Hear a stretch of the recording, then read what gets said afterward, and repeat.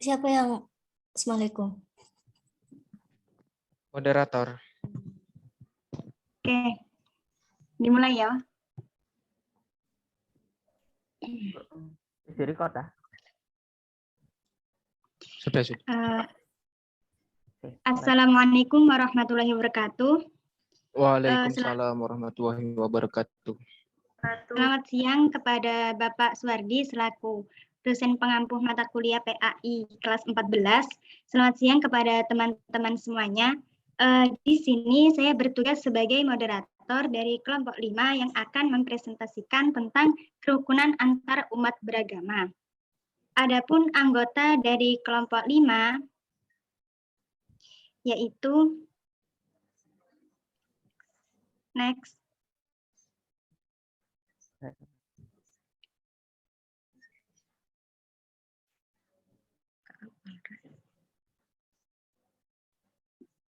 Adapun anggota kelompok 5, di sini ada Ayu Wardani dengan NIM akhir 79, Nanda Rizky dengan NIM akhir 03, Yusron Kamil dengan NIM akhir 13, Zaid Izulhad dengan NIM akhir 43, Muhammad Fahru Razi dengan NIM akhir 74, Anuria Salsabila dengan NIM akhir 33, dan saya sendiri Siti Rafiatul Maisarah dengan NIM akhir 17. Langsung saja untuk materi pertama akan saya jelaskan. Pengertian kerukunan. Kerukunan berasal dari kata rukun. Secara etimologi, kata kerukunan berasal dari kata dasar rukun, yang berasal dari bahasa Arab ruknun dan merupakan jamak dari lafaz arkan yang berarti asas atau dasar. Dalam pengertian sehari-hari, kata rukun dan kerukunan adalah damai dan perdamaian. Dengan pengertian ini dijelaskan bahwa kata kerukunan dipergunakan dan berlaku dalam dunia pergaulan. Bila kata rukun ini dipergunakan dalam konteks yang lebih luas seperti antar golongan atau antar bangsa, pengertian rukun atau damai ditafsirkan menurut tujuan, kepentingan, kebutuhan masing-masing, sehingga disebut dengan kerukunan sementara, politis, atau hakiki. Selanjutnya yaitu kerukunan antar umat beragama. Kerukunan antar umat beragama merupakan kondisi sosial ketika semua golongan agama bisa hidup bersama. Kerukunan sejenis ini merupakan kondisi dan proses tercipta dan terpeliharanya pola-pola interaksi yang beragam di antara golongan-golongan yang otonom. Kerukunan mencerminkan hubungan timbal balik yang ditandai oleh sikap saling menerima, sikap saling mempercayai, menghormati, dan menghargai satu sama lain. Baik, untuk slide selanjutnya akan dijelaskan oleh rekan saya.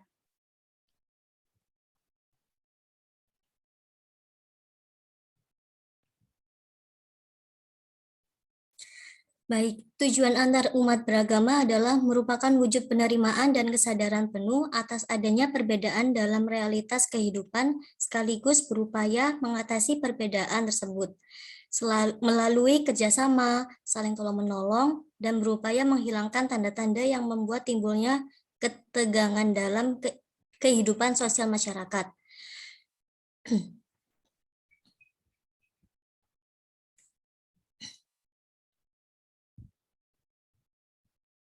Hingga akhirnya mencapai keharmonisan, kedamaian hidup, dan ketenangan hati dalam wujud hidup yang berdampingan. Sedangkan kata umat beragama, yakni umat adalah para penganut suatu agama atau nabi, dan beragama artinya memeluk, menjalankan agama. Yang dimaksud dengan agama adalah kepercayaan kepada Tuhan secara berbakti kepada Tuhan, beragama, memeluk agama. Menegaskan kembali bahwa setiap orang yang telah memeluk dan menganut suatu agama ataupun kepercayaan tertentu telah diyakininya, maka memiliki kewajiban untuk menjalankan semua doktrin dan amalan yang menjadi pedoman dalam keberlangsungan hidupnya, tanpa adanya paksaan dan saling memaksa di antara umat yang satu dengan yang lainnya. Menurut peraturan bersama Menteri Agama dan Menteri Dalam Negeri nomor 9 dan nomor 8 tahun 2006, kerukunan umat beragama adalah keadaan hubungan sesama umat beragama yang dilandasi toleransi, saling pengertian, saling menghormati, menghargai kesetaraan dalam mengamalkan ajaran agamanya, dan kerjasama dalam kehidupan bermasyarakat, berbangsa dan bernegara di dalam Negara Kesatuan Republik Indonesia berdasarkan UU Dasar Negara Republik Indonesia tahun 1945. Umat Islam diharuskan untuk bekerja sama dengan non-Islam sebagai perwujudan dari ajaran toleransi. Misalnya, umat Islam tidak diperbolehkan masuk gereja untuk mengikuti ritual umat Kristiani. Walaupun umat Kristiani juga ada yang menjadi jamaah tahlil karena takut terisolasi oleh masyarakat sekitar. Sedangkan dalam bidang sosial, semua umat beragama harus bersedia untuk bekerja sama agar terjalin ikatan yang kuat atas nama warga negara adalah wadah NKRI. Dalam rangka membina kerukunan antar umat beragama, maka tidak harus dengan jalan memperadukan agama, contohnya doa bersama. Jika orang muslim yang mengamini, maka hukumnya haram. Tetapi bagi non-Islam diberi kesempatan untuk berdoa menurut agama dan keyakinan orang masing-masing. Kerukunan antar umat beragama yaitu dengan membalas perbuatan buruk dengan perbuatan yang baik. Hal ini sebagaimana ajaran Islam, jika orang itu memusuhi kamu, maka janganlah kamu memusuhinya. Maka balaslah permusuhan itu dengan hal yang baik, karena Allah tidak pernah mengajarkan permusuhan. Dianjurkan berbuat baik kepada sesama. Yang slide selanjutnya akan disampaikan oleh teman saya.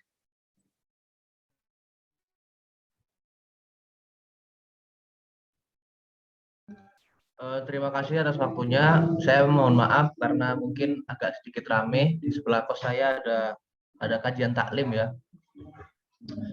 Mungkin di sini saya akan menjelaskan tentang 5 kualitas kerukunan umat beragama yang perlu dikembangkan.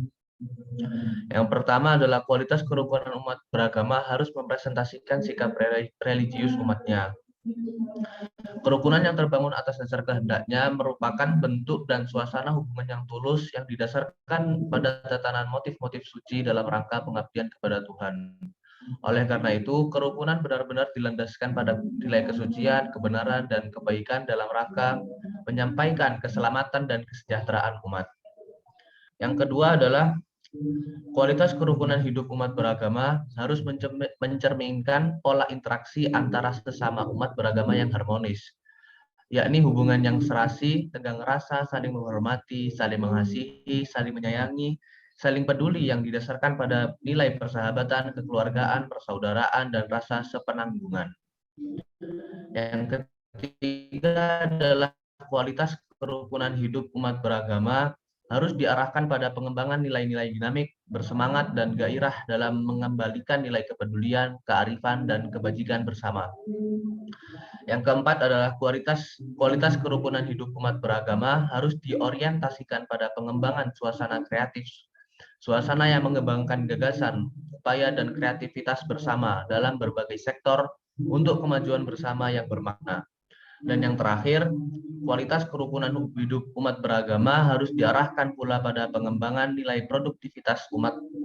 Untuk itu, kerukunan ditekankan pada pembentukan suasana hubungan yang mengembangkan nilai-nilai sosial praktis dalam upaya mengentaskan kemiskinan, kebodohan, dan ketertinggalan, seperti mengembangkan amal kebajikan, bakti sosial, dan berbagai kerjasama sosial ekonomi yang mensejahterakan umat. Slide selanjutnya akan disampaikan oleh rekan saya.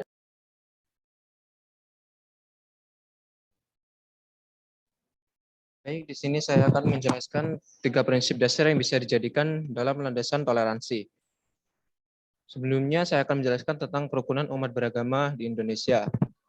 Seperti yang kita telah ketahui bahwa negara Indonesia sendiri itu terdiri dari berbagai etnis, bahasa, budaya, serta agama. Dengan adanya keberagaman yang ada di Indonesia ini, tidak menutup kemungkinan bahwa hal tersebut akan memicu konflik dan juga gesekan kepentingan. Maka dari itu, upaya pencegahan konflik, baik itu melalui kebijakan pemerintah maupun dari kalangan masyarakat itu sendiri, harus terus dilakukan, agar supaya masyarakat yang beragam ini dapat hidup dengan tentram. Kerukunan antar umat beragama merupakan salah satu pilar yang paling utama dalam memelihara persatuan bangsa Indonesia dan kedaulatan negara. Bagi bangsa Indonesia, pemancangan pilar-pilar utama agar seluruh umat beragama tetap dalam kondisi yang rukun dan tentram telah dilakukan oleh negara Indonesia. Pilar-pilar tersebut terdapat dalam dasar negara itu sendiri, yaitu Pancasila dan Undang-Undang Dasar 1945, yang sebagai substansinya adalah negara memberikan jaminan untuk melindungi eksistensi agama, keanekaragaman penganut agama, dan kepercayaan umat beragama di Indonesia. Pancasila dan juga Undang-Undang Dasar 1945 juga dapat mendorong seluruh umat beragama yang berbeda-beda itu supaya hidup dengan rukun, damai, dan saling menghargai dengan moto Negara Bhinneka Tunggal Ika. Menteri Agama Republik Indonesia tahun 1978 sampai 1984 menetapkan Tri Kerukunan Beragama. Tri Kerukunan Beragama tersebut yaitu 3 prinsip dasar aturan yang bisa dijadikan sebagai landasan toleransi antar umat beragama di Indonesia, yang isinya adalah pertama, kerukunan intern umat, yaitu kerukunan intern masing-masing umat dalam satu agama seperti kerukunan di antara aliran-aliran atau paham-paham atau mazhab yang ada dalam suatu umat atau komunitas agama. Yang kedua yaitu kerukunan antar umat beragama, yaitu kerukunan antar umat yang berbeda-beda seperti antara agama Islam dengan pemeluk agama Protestan, Katolik, Hindu, dan juga Buddha.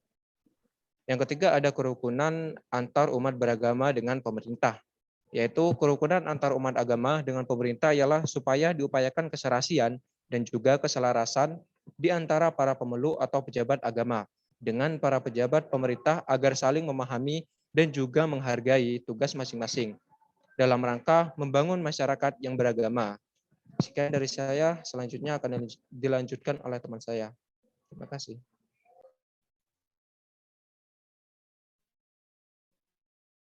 Oke, selanjutnya materi akan disampaikan oleh saya. Faktor yang mendorong terjadinya kerukunan antar umat beragama. Yang pertama, memperkuat dasar-dasar kerukunan internal dan antar umat beragama, serta antar umat beragama dengan pemerintah. Yang kedua, membangun harmoni sosial dan persatuan nasional dalam bentuk upaya mendorong dan mengarahkan seluruh umat untuk hidup rukun dalam bingkai teologi dan implementasi dalam menciptakan kebersamaan dan sikap toleransi. Yang ketiga, menciptakan suasana kehidupan beragama yang kondusif dalam rangka memantapkan pendalaman dan penghayatan agama serta pengalaman agama yang mendukung bagi pembinaan kerukunan hidup intern dan antar umat beragama. Selanjutnya yang keempat, melakukan eksplorasi secara luas tentang pentingnya nilai-nilai kemanusiaan dari seluruh keyakinan plural umat manusia yang fungsinya dijadikan sebagai pedoman bersama dalam melaksanakan prinsip-prinsip berpolitik dan berinteraksi sosial satu sama lain dengan memperlihatkan adanya sikap keteladanan. Nah, dari sisi ini, maka kita dapat mengambil hikmah bahwa nilai-nilai kemanusiaan itu tidak selalu formal, akan mengantar nilai pluralitas ke arah upaya selektivitas kualitas moral seseorang dalam komunitas masyarakat mulia atau makromah, yakni komunitas warga yang memiliki kualitas ketakwaan dan nilai-nilai solidaritas sosial. Yang kelima, melakukan pendalaman nilai-nilai spiritual yang implementatif bagi kemanusiaan yang mengarahkan kepada nilai-nilai ketuhanan, agar tidak terjadi penyimpangan-penyimpangan nilai sosial kemasyarakatan maupun sosial agama. Yang keenam, menempatkan cinta dan kasih dalam kehidupan umat beragama dengan cara menghilangkan rasa saling curiga terhadap pemeluk agama lain, sehingga akan tercipta suasana kerukunan yang manusiawi tanpa dipengaruhi oleh faktor-faktor tertentu. Yang terakhir, yang ketujuh, menyadari bahwa perbedaan adalah suatu realita dalam kehidupan bermasyarakat. Oleh sebab itu, hendaknya hal ini dijadikan mozaik yang dapat memperindah fenomena kehidupan beragama. Oke, sekian dari saya. Selanjutnya akan disampaikan oleh rekan saya.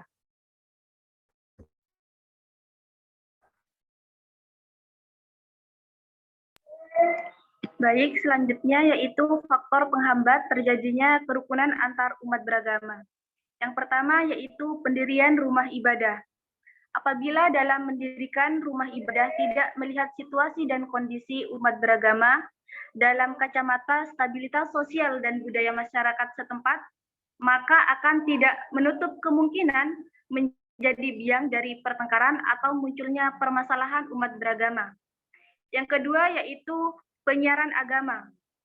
Apabila penyiaran agama bersifat agitasi dan memaksakan kehendak bahwa agama sendirilah yang paling benar dan tidak mau memahami keberagaman agama lain, maka dapat memunculkan permasalahan agama yang kemudian akan menghambat kerukunan antar umat agama.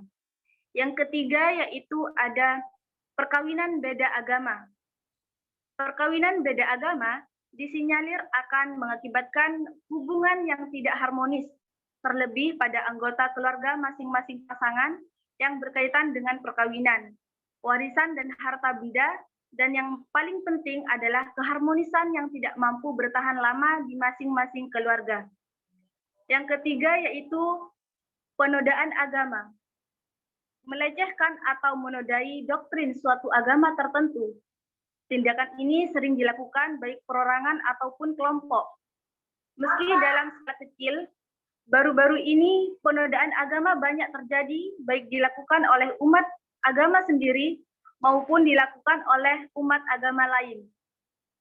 Yang kelima yaitu ada kegiatan aliran sampalan.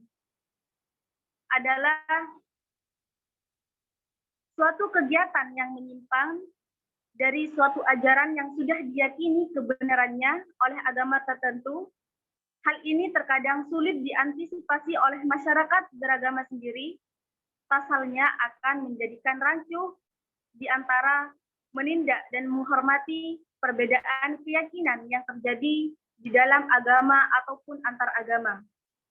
Yang keenam yaitu ada berebut kekuasaan. Saling merebutkan kekuasaan, masing-masing agama saling merebut anggota atau jamaah dan umat, baik secara intern antar umat beragama maupun antar umat beragama untuk memperbanyak kekuasaan akan memunculkan permasalahan antar umat beragama. Yang ketujuh yaitu ada beda pentafsiran. Masing-masing kelompok di kalangan antar umat beragama mempertahankan masalah-masalah dan prinsipnya sendiri. Misalnya, dalam perbedaan penafsiran terhadap kitab suci dan ajaran-ajaran keagamaan lainnya, dan saling mempertahankan pendapat masing-masing secara fanatik dan sekaligus menyalahkan yang lainnya, juga dapat menimbulkan munculnya permasalahan umat beragama. Yang terakhir yaitu ada kurang kesadaran, yaitu masih kurang kesadaran di antara umat beragama dari kalangan tertentu, menganggap bahwa agama yang paling benar dibandingkan dengan agama lainnya. Misalnya di kalangan umat Islam yang menganggap lebih memahami agama Islam dan masyarakat Kristen menganggap bahwa di kalangannya adalah agama yang paling benar. Juga dapat memicu munculnya permasalahan ataupun perselisihan antar umat beragama. Baik, untuk slide selanjutnya akan dijelaskan oleh rekan saya. Terima kasih. Saya akan melanjutkan pedoman yang digunakan untuk menjalin kerukunan umat beragama. Yang pertama, saling menghormati.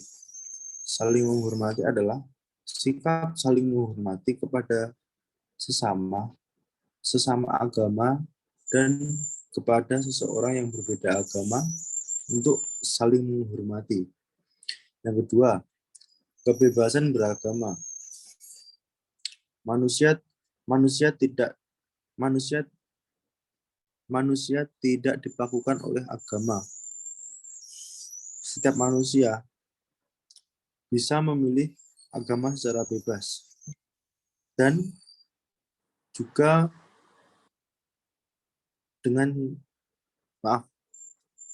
yang kedua adalah kebebasan beragama. Kebebasan beragama adalah setiap manusia wajib memilih satu agama yang dipercayai. Yang ketiga adalah menerima orang lain apa adanya. Menerima orang lain apa adanya adalah menerima seseorang yang ada di lingkungan sekitar kita, meskipun berbeda suku, ras, agama. Yang keempat, berpikir positif. Berpikir positif adalah selalu berpikiran positif kepada semua manusia yang ada di lingkungan sekitar, meskipun berbeda suku, agama, dan ras, kita wajib berpikir positif kepada seseorang tersebut. Terima kasih.